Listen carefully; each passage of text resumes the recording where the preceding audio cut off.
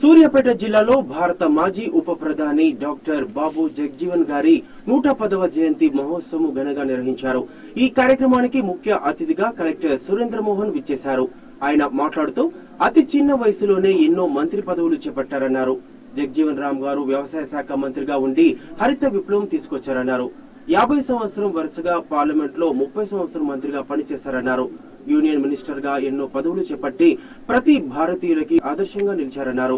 ఈ కార్యక్రమంలో chairperson Ganduri Pravallika, market chairman why Venkateswarlu, మాజీ ఎమ్మెల్యే దోసపాటి గోపాల్, వెంకయ్య, జేసీ సంజీవరెడ్డిలు పాల్గొన్నారు.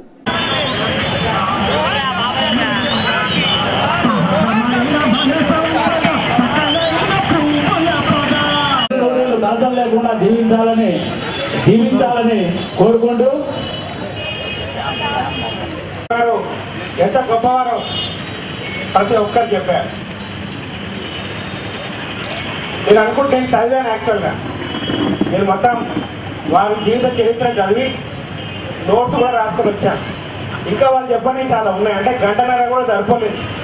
వారి యొక్క గొప్పతనం చెప్పడానికి, ఎంత గొప్పవారని చెప్పడానికి గంటన్నర సరిపోలేదు. ఇంకా చెప్పాల్సినవి చాలా ఉన్నాయి.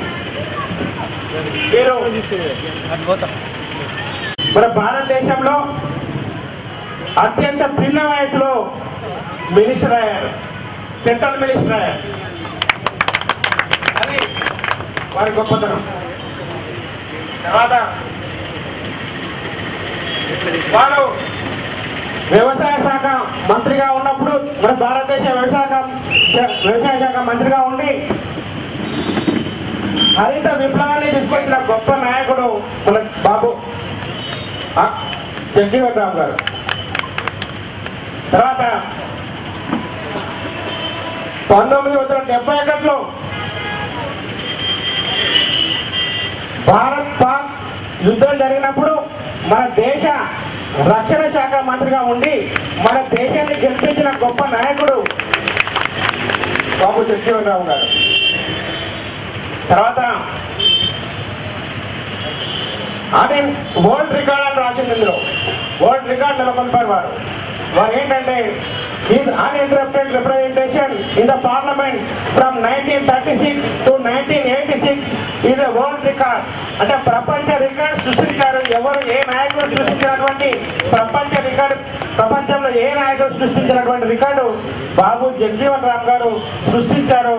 అది ఏంటంటే 50 సంవత్సరాలు పార్లమెంటుకు ఒక్కసారి గ్యాప్ లేకుండా వరుసగా వారు పార్లమెంటులో ఒక దేశానికి సేవ చేసినటువంటి గొప్ప నాయకుడు డాక్టర్ బాబు జగ్జీవన్ రామ్ గారు.